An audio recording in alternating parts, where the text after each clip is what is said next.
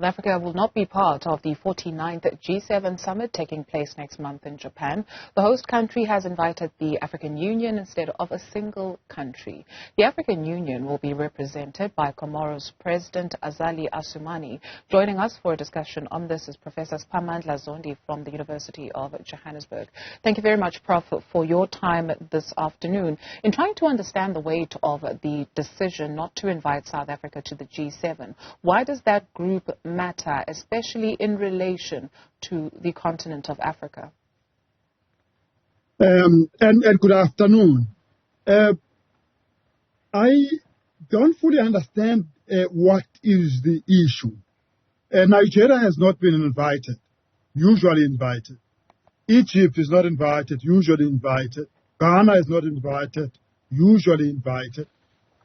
Japan has decided not to invite a single country to represent 54 countries, but rather to invite an organization that represents all 55 countries, including South Africa, Nigeria, and others who are usually invited in their individual capacity. And therefore, Japan has actually solved what was a real problem, because who mandated South Africa, Nigeria, Ghana, Senegal, Egypt to represent African countries? But we would know who mandates the African Union to represent African countries. And the G7 is a very important body because it constitutes a big chunk of the global economy. And as you know, it is made up of quite big economies that have a huge impact on global decisions about all manner of issues because of their embeddedness in the global economy. You know that for the past while, at least since the 1970s, 1973, the oil crisis, to now, they've been able to tackle major issues that threaten global economy, that affect the peoples of the world, as countries that have huge economic capital in order to solve that. So the meeting of countries of that huge economic worth, for example, I think over 200 trillion US dollars. It's a huge group of countries, and their meeting is very important because it could affect the direction of the post-COVID global economic recovery. Very, very important that Africa is represented there properly this time, because it is represented by the African Union. And I just hope that the chairperson of the African Union will, having consulted other African countries, will make a very strong view for an inclusive global economic recovery, for one that takes into account just transitions in the energy sector, the one that takes into account the need to invest in infrastructure and industrialization, which is the African agenda.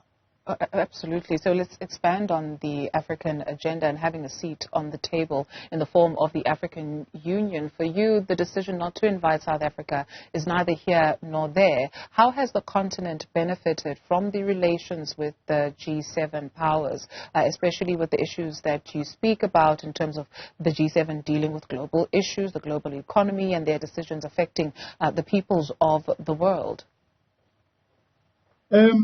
Generally, what the G7 has tended to do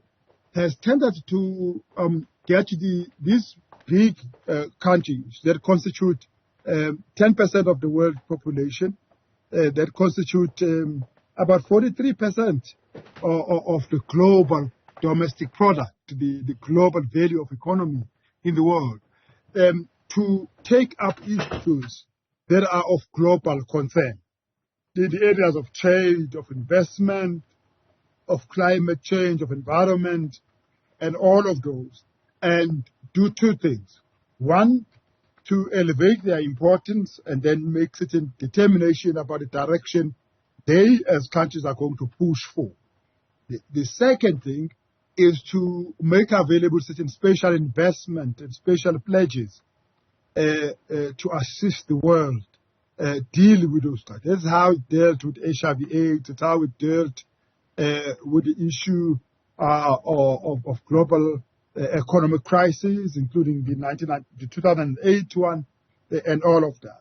So make certain special funding over and above the existing funding for purposes of enabling the solution of those issues. And many of those issues have been tackled: global poverty, inclusive trade, strengthening security, economic reforms, climate change, and so on and so on. All of them benefit Africa because all of them are squarely in Africa's global interest for decades now.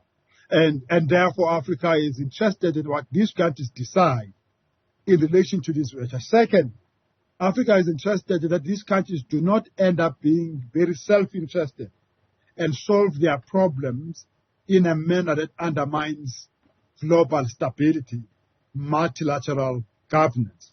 So it's very interested in sitting there at the table and remind them that with power, which they have, huge power they have, comes responsibility over the global commons, of the areas of common interest across the world.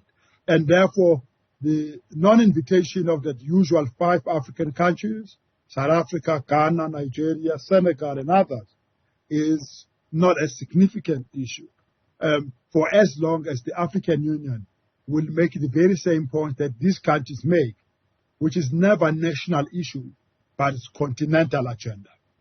Prof, thank you very much for your time this afternoon. Professor Siphamandla Zondi is a professor in the Department of Politics and International Relations and acting director of the Institute for Pan-African Thought and Conversation at the University of Johannesburg.